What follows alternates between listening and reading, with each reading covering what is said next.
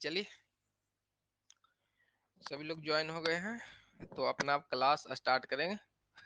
उपदेश कहिए या जो कहिए आप सभी को मिल गया है। तो पुराने वाले स्टूडेंट आप लोग को टेंशन नहीं है, जितना भी आपने फीस कर रखी थी उससे आपको एक्स्ट्रा पेमेंट नहीं लगेगा। चलिए कमेंट कीजिएगा फिर से सब लोग ज्वाइन हो गए हैं और डीवीडी पूरा पर है। आज जो हम लोग देखेंगे कि क्या कहते हैं, पार्टनरशिप का जो चैप्टर है उससे अदर स्टेट में जैसे एमपी हो गया, छत्तीसगढ़ हो गए, यूपी हो गए, झारखंड हो गए, इस सब से पार्टनरशिप से किस तरह से क्वेश्चंस आए हैं वो थोड़ा सा हम लोग आज करेंगे और आपको पता चलेगा जो आपने अध्ययन किया है वो उस लेवल का है, यानी आपके एग्जाम का लेवल का है या नहीं, इससे आपको डिसाइड कर पाएंगे। तो उम्मीद है कि सारा लोग पीछे वाली जो पॉइंट होंगे वो रिवीजन करके आए होंगे। तो चलिए स्टार्ट करेंगे हम लोग।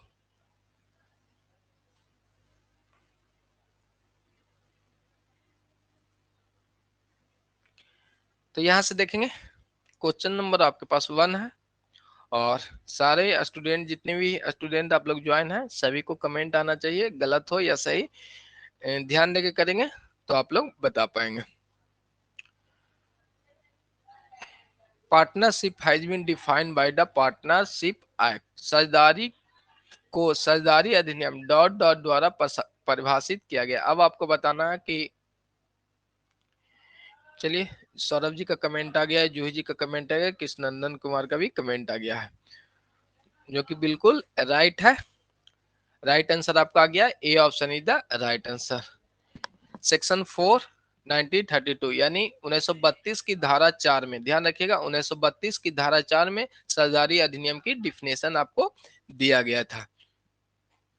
तो ये आपको सीजीपीएस असिस्टेंट प्रोफेसर 2014 में क्वेश्चंस पूछे गए थे। आगे देखेंगे हम लोग, A option is the right answer इसके हो गए। क्वेश्चन नंबर सेकंड देखेंगे, कैपिटल अकाउंट इज ओपन। क्या है? Capital account is open in case of. अब आपको बताना है कि पूंजी खाता किस अवस्था में खोले जाते हैं। अभी तक हमने पीछे जितने भी पढ़े थे तो उसमें से आपको ध्यान में रखना है कि किस अवस्था में हमने कैपिटल अकाउंट खोले थे। तो ऑप्शन ए मर्जर यानी विलय, ऑप्शन बी साझेदारी व्यवसाय partnership of business, option C purchase of business व्यवसाय कराए और ऑप्शन नंबर डी ट्रेडिंग यानी व्यापार। तो बी ऑप्शन आ गया है, जूही जी का, कृष्णनंदन कुमार का भी आ गया है। तो सभी लोग कमेंट करके बताइएगा। तो जो कि ये एचपी पीएससी पीजीटी में पूछा गया था। पीजीटी मतलब +12 के लिए टीचर है। 2016 में क्वेश्चन पूछे गए थे। तो B option is the right answer. सभी का कमेंट आ गया बी ऑप्शन। तो अभी ने हम लोग इससे पहले पार्टनरशिप में ही कैपिटल अकाउंट को ओपन किए थे। तो ध्यान रखिएगा जो ऑप्शन है इसके हिसाब से पार्टनरशिप व्यवसाय में क्या किया हम लोग, ओपन किए थे कैपिटल अकाउंट। चलिए क्वेश्चन नंबर 3 आपके सामने, after admission of a new partners. यहाँ पे ध्यान रखिएगा, after admission of a new partners the capital of all partners must be in. या नए साझेदार के प्रवेश के बाद सभी साझेदारों की पूंजी होनी चाहिए। Option A new profit sharing ratio नया लाभ विभाजन अनुपात में, option B old profit sharing ratio पुराने लाभ विभाजन अनुपात में, और ऑप्शन नंबर सी है इक्वल रेशियो समानुपात में, और ऑप्शन नंबर डी परस्पर सहमति के अनुपात में। ये यूपी टीजीटी 2021 में पूछा गया था, पिछली साल की क्वेश्चन ये है। सौरभ जी का डी ऑप्शन आ गया है, जूही जी का डी ऑप्शन आ गया है। चलिए कमेंट कीजिएगा सभी लोग। तो ध्यान रखेंगे कि नए साझेदार के प्रवेश के बाद सभी साझेदार की पूंजी होनी चाहिए। पूंजी किस रेशियो में होनी चाहिए ये आपको पता है, एग्रीमेंट के हिसाब से होता है। जो भी पार्टनर्स एग्रीमेंट में कहेंगे यानी म्यूचुअल एग्रीमेंट परस्पर सहमति के अनुपात में। आपको पता है कि कोई भी न्यू पार्टनर्स को एडमिशन करना तो सभी का सहमति होगा। जब सभी का सहमति होगा तो रेशियो अनुपात भी उन्हीं की सहमति से चलते हैं। तो ये ध्यान में रखेंगे, D option is the right answer. चलिए सभी का राइट आंसर आया है। क्वेश्चन नंबर 4 देखेंगे, on admission of a new partners increase in the value of assets is credited to. यहाँ पे ध्यान रखिएगा कि on admission of a new partners increase in the value of assets credited to. यहाँ पे आपको बताना है कि नए साझेदार के प्रवेश पर किसी संपत्ति के मूल्य में वृद्धि को क्रेडिट किया जाएगा। Option A old partners capital account पुराने साझेदारों के पूंजी खाते, ऑप्शन बी रिवैल्यूएशन अकाउंट, पुनर्मूल्यांकन खाते, ऑप्शन सी एसेट्स अकाउंट, संपत्ति खाते, और option D all partners capital account, सभी साझेदारों के पूंजी खाते में। तो डी ऑप्शन आ गया है, सभी का डी ऑप्शन आ गया है, ए ऑप्शन आया है। चलिए यहाँ पे देखेंगे, यहाँ पे बोला गया, जो क्वेश्चंस को पहले ध्यान से पढ़ेंगे कि नए साझेदार के प्रवेश पे क्या है, बिजनेस यहाँ से स्टार्ट था और आपको कुछ अवधि तक, आपका मंथ तक बिजनेस चला। अब नए साझेदार की प्रवेश यहाँ पे ले रहे हैं, क्या है, न्यू साझेदार यहाँ पे प्रवेश लेंगे, न्यू साझेदार यहाँ पे प्रवेश लेंगे।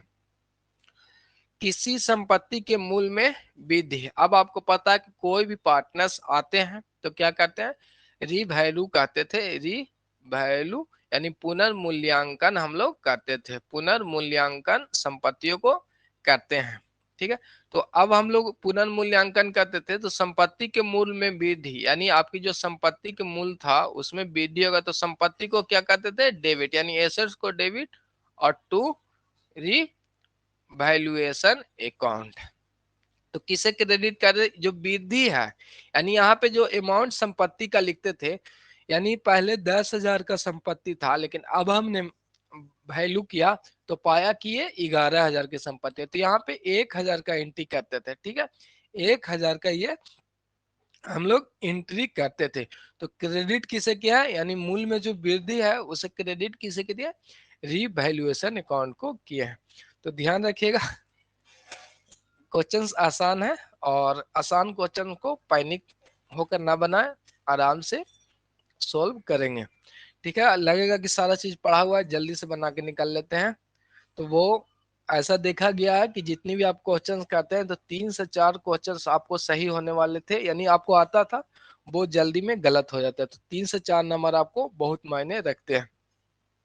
आगे देखिएगा, तो B option is the right answer. Next हम लोग क्वेश्चन नंबर 5 पे चलेंगे। If the withdrawal are made by the partners evenly in the beginning of each month, interest is usually calculated for whole of the amount। यदि प्रत्येक माह के आरंभ में साझेदारों द्वारा बराबर आहरण किए जाते हैं तो ब्याज की गणना समानता डॉट डॉट संपूर्ण राशि पर किया जाएगा। अब आपको बताना है, सी ऑप्शन आ गया, जो ही परवीन जी का, कृष्णनंदन कुमार का सी ऑप्शन, सौरभ जी का सी ऑप्शन।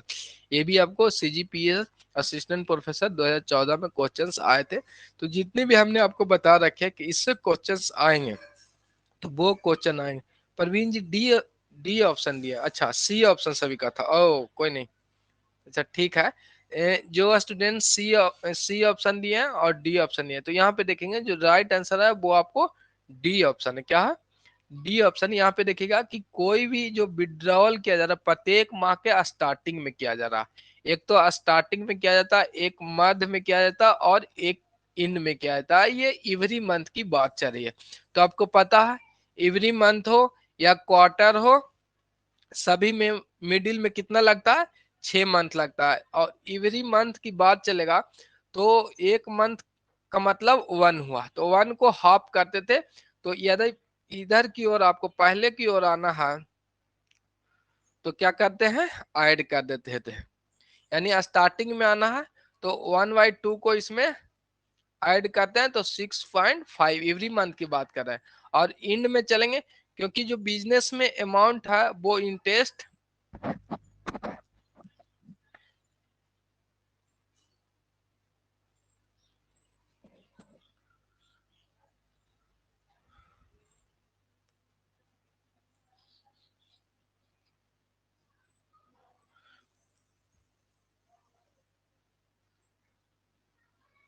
एक सेकेंड यहाँ पे ध्यान देंगे, एवरी मंथ के स्टार्ट में हम लोग विड्रॉल करते थे तो 6.5 मंथ का लगता था, और लास्ट की ओर चलते हैं तो इसमें क्या करते थे, इधर जाएंगे तो प्लस करते हैं, और इधर जाते थे तो माइनस हम लोग करते थे, तो इधर आ जाएगा 5.5। तो जो क्वेश्चंस हैं वो आपको यहाँ पे पूछा गया है कि स्टार्टिंग में, तो स्टार्टिंग में 6.5 मंथ का लगता है, और एंड में रहता, ये ध्यान रखिएगा कि प्रत्येक माह की बात करते क्या है, एक सेकेंड, यहाँ पे तो पिक्चर दिख ही रहा है। तो यहाँ पे देखेंगे प्रत्येक माह की बात करेंगे तो प्रत्येक का मतलब एक एक माह का अंतर है, तो इसलिए इसे हाफ करके यानी स्टार्टिंग में करते हैं तो ज्यादा इंटरेस्ट मिलता है 6.5 मंथ का, एंड में करते हैं निकालते हैं तो कम मंथ के लिए निकालते थे, इसलिए इसे घटा के 5.5 मंथ आता है। यहाँ तक आपको याद होंगे। और यदि क्वार्टरली तिमाही की बात करेगा तो तिमाही मतलब 3 होता है, ठीक। तो इसे क्या कर लेते हैं, हाफ करते हैं। आपको पता ही है कि कोई भी अवस्था में आपको मिडिल में क्या है 6 लगेंगे और 3 को 2 से भागा देने के बाद 1.5 पहले स्टार्टिंग में आएंगे तो ऐड कर देंगे यानी 7.5, और इन की बात करेंगे तो आपको 4.5 यानी तिमाही निकालते और आरंभ में निकालते तो 7.5 मंथ का, और तिमाही निकालते और लास्ट में यदि विड्रॉल करते हैं तिमाही पे तो 4.5 मंथ का आपका लगता था। तो ये जो क्वेश्चन है वो एवरी मंथ से यानी इससे आपको क्वेश्चन है, तो इसका स्टार्टिंग वाला पीरियड है वो 6.5 मंथ का। तो डी ऑप्शन जिनका जिनका आया है वो बिल्कुल राइट है। तो किनका किनका डी ऑप्शन आया है, जूही परवीन जी का डी ऑप्शन, बाकी सभी लोग सी ऑप्शन कर दिए। देखिए सी ऑप्शन कोई भी अवस्था में पूछे यदि मध्य में बोल दे तो 6 मंथ लगाना है। स्टार्टिंग का मतलब क्या होगा कि एक डे माने 1 जनवरी जैसे 1 मार्च 1 अप्रैल यानी मंथ के पहले दिन को ही निकाल लेते हैं, इसलिए बीच में निकालते थे तो 6 लगता था और स्टार्टिंग में निकालेंगे तो आपको 30 दिन पहले लगते हैं, तो इसलिए इसमें ऐड किया जाता है। और जो हाफ है किस तरह से वो हमने डिफिनेशन में भी फार्मूला से 6.5 निकालने के लिए बताए थे, और ये जो है वो एक ट्रिक है याद करने के लिए। तो इसका जो राइट आंसर है वो डी ऑप्शन है। तो जो ही परवीन जी का ही सही गया, बाकी सभी का शायद गलत है। सी ऑप्शन है, सी ऑप्शन है, कोई नहीं, तो ध्यान रखेंगे। आगे हम लोग अब चलेंगे। क्वेश्चन नंबर 6 आपके सामने है। Out of the following are new partners could be admitted in partnership with consent of, यानी एक साझेदारी फर्म में निम्नलिखित में से किसकी सहमति से नए साझेदार को प्रवेश लिया जाता है। अब आपको बताना है कि किसकी सहमति से न्यू पार्टनर्स को एडमिट कर सकते हैं। ऑप्शन ए है all existing partners, option A क्या है ऑल एग्जिस्टिंग पार्टनर्स और यानी वर्तमान सभी साझेदार के। ऑप्शन बी है any of partners in a firm, firm के किसी भी साझेदार से। Option C majority of partner साझेदारों की बहुमति की, और option number D 2/3 majority of partner साझेदारों के 2/3 बहुमत की। और ये एमपी असिस्टेंट प्रोफेसर में पूछा गया था क्वेश्चन सा, और ऑप्शन ए आ गया है, सौरभ जी का आ गया है, जूही परवीन जी का ए ऑप्शन आ गया है। चलिए कृष्णानंद जी बताइएगा। तो जो राइट आंसर है वो आपको पता है, A option is the right answer, क्योंकि ऑल पार्टनर जितने भी वर्तमान में जो साझेदार होंगे, कृष्णानंद जी का भी कमेंट आ गया, जितने भी वर्तमान में साझेदार होंगे उन सभी का सहमति जरूरी होता है न्यू पार्टनर्स को एडमिशन के लिए, यानी सभी वर्तमान सभी साझेदारों की। तो A option is the right answer. तो अभी तक आपने देखा जितनी भी क्लासेज आपने की है थ्योरी की, उससे डायरेक्ट क्वेश्चंस आपको आते हैं, यानी आएगी ही डायरेक्ट, क्यों नहीं आएंगे, क्योंकि सिलेबस से ही आप लोग पढ़ेंगे और वो भी प्रीफर करेंगे एनसीईआरटी। तो एनसीईआरटी में यह है कि जो पॉइंट टू पॉइंट आपको याद रखना होता है, क्योंकि उसे शॉर्ट नोट्स ही रहते हैं, और अनदर किन्हीं का प्रकाशन आप लीजिएगा तो लंबा चौड़ा वहां पे देखने को आपको मिल जाते हैं। जैसे एस के सिंह है, डी के गोयल है, तो मोटे मोटे बुक देखने को मिलते हैं, तो वो डिटेल में उसे बताए रहते हैं चीजों को समझाने के लिए। लेकिन आपको सिलेक्शन लेना है तो आपको तो पता ही है कि एनसीईआरटी ही बेस्ट होते हैं। अभी तक जितने भी एग्जाम बिहार में है, चाहे यूपीएससी भी देख लें, तो सभी लोग क्या करते हैं एक बार एनसीईआरटी पढ़ते हैं, उससे क्या होता है कि जो फैक्ट है वो आसानी से उससे आपको समझ में आते हैं। तो चलिए क्वेश्चन 7 पे हम लोग चलेंगे। Amount due to outgoing partners is show in balance sheet as his. यहाँ पे देखिएगा बाहर जाने वाले साझेदार की देय राशि आर्थिक चिट्ठे में प्रदर्शित की जाएगी उसको। अब आपको बताना है कि जो भी पार्टनर्स क्या कर रहे हैं, रिटायरमेंट हो रहे हैं, डेथ हो गए, यानी बाहर जो जा रहे थे उनकी बात की जा रही है।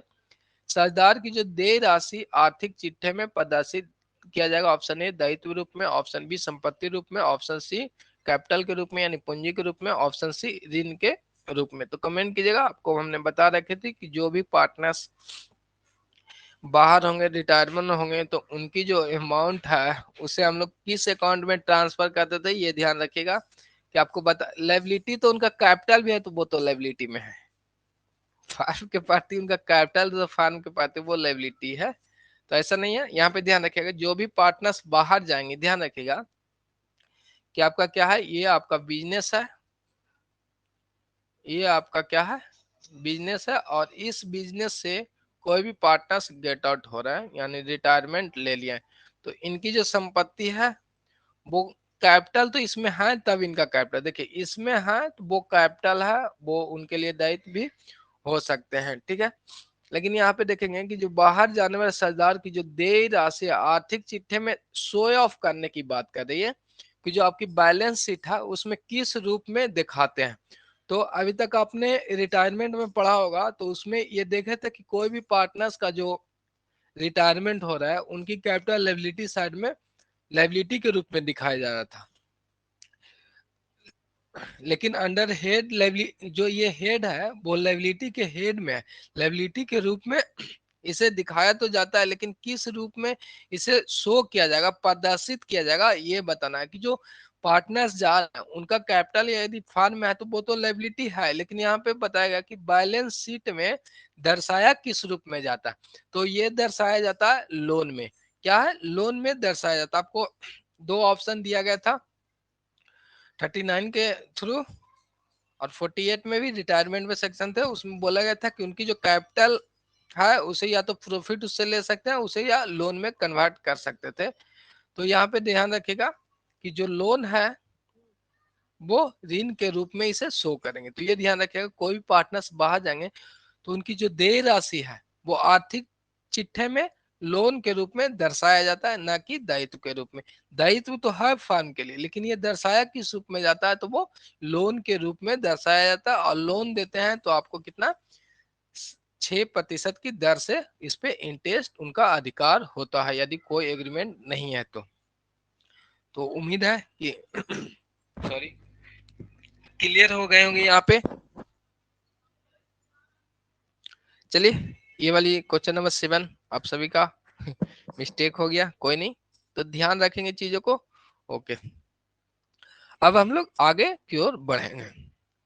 क्वेश्चन नंबर 8 आपके सामने है, in the peaceful distribution of a cash dissolution of a firm cash is distributed to partners in, यानी फर्म के समापन पे यानी डिसोल्यूशन ऑफ फर्म हमने पढ़ा था, रोकड़ के आंशिक वितरण सरदारों के रोकड़ में बांटी जाएगी, यानी जो कैश यानी फर्म का क्या है समापन हो गया है तो जो कैश है वो किस रूप में बांटा जाता है ये आपको बताना। आपने देखा था कि रियलाइजेशन अकाउंट में रोकड़ को हम लोग ट्रांसफर नहीं करते थे, तो ऑप्शन ए चलिए यहाँ पे देखेंगे, ऑप्शन ए पूंजी अनुपात में यानी कैपिटल रेशियो में, option B profit sharing ratio में, लाभ विभाजन अनुपात में, ऑप्शन सी सैक्रिफाइसिंग रेशियो में।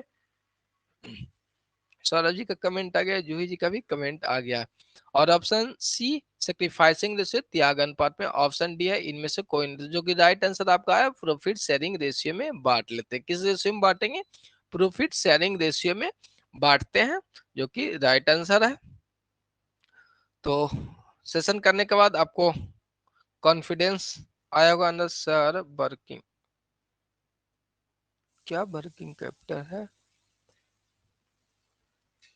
सर वर्किंग कृष्णनंदन जी बताइएगा क्या है आपका कमेंट था, सर वर्किंग वर्किंग कैपिटल। चलिए आगे देख लेते हैं। क्वेश्चन नंबर 9 है आपके पास, साझेदारी फर्म के विघटन पे की दशा में संदिग्ध ऋण यानी प्रोविजन फॉर बैड डेट के बारे में हमने बता रखा था, आपको बोला था कि ये कहाँ पे ट्रीट किया जाता है, ये आपको बताना। संदिग्ध ऋणों के प्रावधान का हस्तांतरण किया जाएगा, ऑप्शन ए लाभ हानि खाते में, ऑप्शन बी वसूली खाते में, ऑप्शन सी पूंजी खाते में, और ऑप्शन डी विविध देनदारों के खाते में। तो कृष्णनंदन जी का बी ऑप्शन आ गया, सौरभ जी का बी ऑप्शन आ गया है, चलिए कमेंट कीजिएगा आप लोग, और जूही जी का भी बी ऑप्शन आ गया जो कि बिल्कुल राइट है। और ये यूपीपीसीएस और टीजीटी में 2 3 4 बार बहुत सारे बार क्वेश्चंस आपको पूछेंगे, जितने भी एमसीक्यू क्वेश्चंस करते हैं वो किसी न किसी बोर्ड में पूछे हुए क्वेश्चंस आते हैं, ये भी ध्यान में रखिएगा। तो B option is the right answer है। और क्वेश्चन नंबर 10 पे चलेंगे। नए साझेदार के प्रवेश पे संपत्तियों के मूल्य में वृद्धि को क्रेडिट किया जाता है। यहाँ पे आपको बताना है कि न्यू पार्टनर्स के एडमिशन पे संपत्ति के मूल्य यानी एसेट्स की वैल्यू में इंक्रीजमेंट को क्रेडिट करता है। ऑप्शन ए लाभ हानि समायोजन खाता, ऑप्शन बी पुराने साझेदारों के पूंजी खाता, ऑप्शन सी संपत्ति खाता और ऑप्शन डी लाभ हानि खाता और ऑप्शन ई अगर पुनर्मूल्यांकन खाता यहाँ पे लिख देते हैं तो आप कमेंट करके बताइएगा कि जो संपत्ति के मूल्य में वृद्धि होता है तो उसे कहाँ पे क्रेडिट करते हैं। ई ऑप्शन जो ही प्रवीण जी का आया है, रिवैल्यूएशन अकाउंट। तो सौरभ जी का ई ऑप्शन और कृष्णानंद जी का बी ऑप्शन है। तो यहाँ पे ध्यान रखेंगे, अभी हमने पीछे भी बताया था कि संपत्ति के मूल्य में वृद्धि होने पे हम लोग कहाँ क्रेडिट करते हैं, रिवैल्यूएशन अकाउंट को क्रेडिट करते थे, एसेट्स अकाउंट डेबिट और टू रिवैल्यूएशन अकाउंट। तो यहाँ तक तो क्लियर है। लेकिन अब जो क्वेश्चंस दिया हुआ है जीआईसी है, गवर्नमेंट इंटर कॉलेज में पूछा गया था क्वेश्चंस, इसमें ये ऑप्शन आपका नहीं है, ठीक है। और ये आपको बोला गया था कि कौन सा ऑप्शन सही है। तो यहाँ पे जो ऑप्शन है ना तो पूंजी खाते में डायरेक्ट जाएंगे, ना तो संपत्ति खाते को क्रेडिट की बात की जा रही है, ना तो इसमें क्रेडिट होगा, ना ही लाभ हानि खाते में क्रेडिट होगा। जो ऑप्शन है वो इस हिसाब से A option is the right answer, लाभ हानि समायोजन खाता। लाभ हानि समायोजन खाता हम लोग पार्टनरशिप में बनाते हैं। जितनी भी आपको partners profit and loss appropriation account हमने बनाया था उसमें क्या क्या ट्रांसफर करते थे, just like a profit and loss account. इसमें पार्टनर्स की सैलरी, कमीशन और जो भी पे करने वाली चीजें रहती हैं वो डेबिट साइड में, और जो फंड को इनकम होने वाली चीजें हैं वो हम लोग क्रेडिट साइड में लिखते थे। तो यहाँ पे ओवरऑल जो है वह इसमें प्रॉफिट को लिखा जाता था, यानी या क्या कहते हैं, संपत्ति के मूल्य में वृद्धि होता है तो ओवरऑल पार्टनर्स को क्या होंगे, प्रॉफिट होंगे। इसलिए प्रॉफिट एंड लॉस अकाउंट को जो ऑप्शन है वो A option is the right हो जाएगा।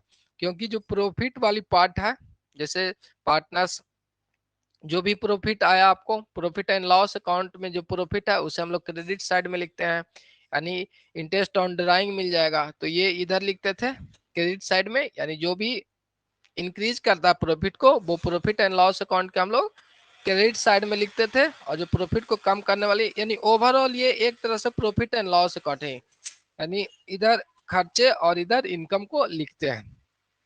तो यदि संपत्ति के मूल्य में वृद्धि होता है तो एक तरह से आपको प्रॉफिट है, तो ऑप्शन के हिसाब से ए ऑप्शन इधर राइट हो जाएंगे।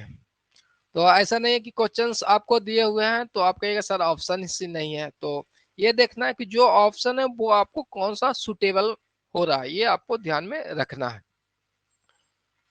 तो क्रेडिट की बात करें तो लाभ हानि समायोजन खाता को यदि ए बी सी डी तक ऑप्शन है तो A option is the right answer हो जाएंगे। चलिए आगे अब हम लोग देखेंगे क्वेश्चन नंबर 11 देखेंगे। In the absence of a partnership deed, यानी पार्टनरशिप डीड की एब्सेंस है, the allowable rate of interest on the partners loan account will be, यानी साझेदारी समझौता के अभाव में किसी साझेदार के ऋण पे क्या है, ऋण पे स्वीकृत किए जा सकते हैं ब्याज। अब आपको बताना है कि कोई भी एग्रीमेंट नहीं है और इस पे किस रेट से इंटरेस्ट स्वीकार किया जा सकता है। Option A 4%, option B 5%, option C आपको 6 और ऑप्शन डी 7.5%। तो जूही जी का सी ऑप्शन आ गया है, सौरभ जी का सी ऑप्शन आ गया। तो आपको पता है कि इंटरेस्ट ऑन लोन पे यदि एग्रीमेंट में कुछ नहीं कहा गया है तो आपको कितना 6% पर एनम के हिसाब से आपको पे करना होता है। अरे डीड में कुछ भी कहा दिया गया है कि 10% तो वो तो एप्लीकेबल है ही, उसकी बात हम लोग नहीं करेंगे। क्वेश्चन आपको पूछेंगे in the absence of deed, तो C option is the right answer है। चलिए आगे अब हम लोग देख लेते हैं। क्वेश्चन नंबर 12 है, A B are partner sharing profit and loss in 2:1. They admit new partner C who they give 1/5 shares in profit. They new profit sharing ratio bill, यानी A और B 2:1 में लाभ विभाजन करते हैं। C नए साझेदार 1/5 के लिए शामिल होते हैं तो नया लाभ विभाजन अनुपात आपको बताना है। तो सबसे पहले यहाँ पे देखेंगे कि ABC पार्टनर्स दिए हुए हैं, C नया पार्टनर्स आ रहा है तो C ले कितना रहा है 1/5, C1/5 ले रहा है और न्यू रेशियो कुछ नहीं इसके अलावा बताया गया। तो आपको क्या करना है, सबसे पहले शेष निकालना है। तो शेष निकालने के लिए हमने बता रखा था 5 में से 1 जाएगा तब 4, क्योंकि 1 तो इसे दे दिए हैं और है कितना 5 है, तो शेष आपका 5 बच गया, यानी 1/5 देने के बाद शेष आपको 4/5। अब इस शेष को कौन कौन ले लेंगे, यानी जो न्यू पार्टनर उसे इतना दे दिए हैं, उसके बाद पुराने पार्टनर्स के लिए ये बच गया। तो ये पुराने पार्टनर्स के लिए है, तो ये अपने आप में बांट लेंगे किस रेशियो में, अपनी जो रेशियो है उसी रेशियो में बांट लेंगे, यानी 2/3 में बांट लेंगे। ए कमेंट आ गया किनका, जूही परवीन जी का कमेंट आ गया। और बी इसे किस रेशियो में बांट लेंगे, शेष जो भाग है वो अपना बांट लेंगे दोनों 1/3। इसे सॉल्व कर लेंगे, 4 दूनी को 8, 5 तिया का 15 और 4 और 5 तिया का 15। अब आपके पास अनुपात आ गया है, न्यू का अनुपात कितना गया 8/15 और बी का एक आ गया, और बी का कितना आ गया है 4/15 और सी का आ गया है, सी का तो दिया हुआ है क्वेश्चन में 1/5 के लिए, तो 1/5। आपको पता है कि भिन्न में दिया हुआ है रेशियो में कन्वर्ट करना, नीचे वाले को हम लोग सेम करते हैं, तो इसमें 3 से ऊपर नीचे गुना कर देंगे तो कोई इफेक्ट नहीं पता। तो 8:4 और ये 3 हो जाएगा। तो कौन ऑप्शन है, A option is the right answer. तो सौरभ जी का सही, जो ही परवीन जी का सही, सभी का जो है वो सही कमेंट आ रहे हैं, जो कि अच्छी बात है। अब यहाँ पे देखेंगे ये क्वेश्चंस आपको HPPS PGT 2016 UPPCS प्री और बहुत सारे जितने भी क्वेश्चंस हैं वो आपको एग्जाम में डायरेक्टली आते हैं। तो अब क्वेश्चंस करने के बाद आपको थोड़ा सा कॉन्फिडेंस आया होगा कि जितनी भी सारी क्वेश्चंस हैं वो आपको क्या है, जितनी भी हमने पढ़ी है वो आपको यदि ध्यान में रखना, ये नहीं कि आप भूल जाइएगा तो कोई बनता ही नहीं है वो। और कमेंट करके बताएंगे कि क्वेश्चन सेशंस करने के बाद कुछ फील अंदर से आया कि हम कर पाएंगे, तो कमेंट करके बताइएगा। और आज हम लोग क्लास यहीं पे रखेंगे, कल से कंपनी, कल, हाँ कल तो वेडनेसडे है ना, कल से हम लोग कंपनी स्टार्ट करेंगे। कल आपका वेडनेसडे है या कल वेडनेसडे, तो कंपनी को स्टार्ट करते हैं या बीकॉम, नहीं पहले हम लोग कंपनी वाली पार्ट करते हैं। यदि कोई स्टूडेंट ऐसे हैं जो पेपर 1 के लिए भी होंगे तो उनका समाप्त हो जाएगा, 11-12 से ही आएगा और जनरली वो पढ़ते रहेंगे आगे तक भी, बीकॉम वाले पोर्शन को भी हम लोग कवर करेंगे। तो वीकली जो अब चलेंगे वो 3 दिन अकाउंट इस टाइम में, और नई बैच जो आपको हमने बता रखी है तो वो शाम में चलेंगे, 5 बजे से 6 बजे के बीच में वो चलेगा। चलिए, और किन्हीं को कोई क्वारी है तो आप लोग पूछिएगा। जो स्टूडेंट नए हैं वो घबराए नहीं, नए बैच में भी वो कर लेंगे। यदि यहाँ पे करते हैं तो जो कंपनी स्टार्टिंग से होगा तो वो आपको आराम से समझ में आ जाएंगे। तो जो पुराने स्टूडेंट हैं वो सेशन करने के बाद आज अच्छा फील हुआ होगा, ये ध्यान में रखिएगा। चीजों को आपको क्या है, रिवीजन करते रहना है। तो चलिए, किन्हीं को कोई डाउट है तो वो पूछ लीजिएगा। क्लास आपको आज समाप्त हो गई है, कल से हम लोग कंपनी स्टार्ट करेंगे। और कंपनी आपके लिए इम्पोर्टेंट, जितना आपको पार्टनरशिप इम्पोर्टेंट है उतना ही आपको कंपनी इम्पोर्टेंट है। तो चलिए, किन्हीं का कोई क्वारी है तो वो आप लोग पूछ लीजिएगा।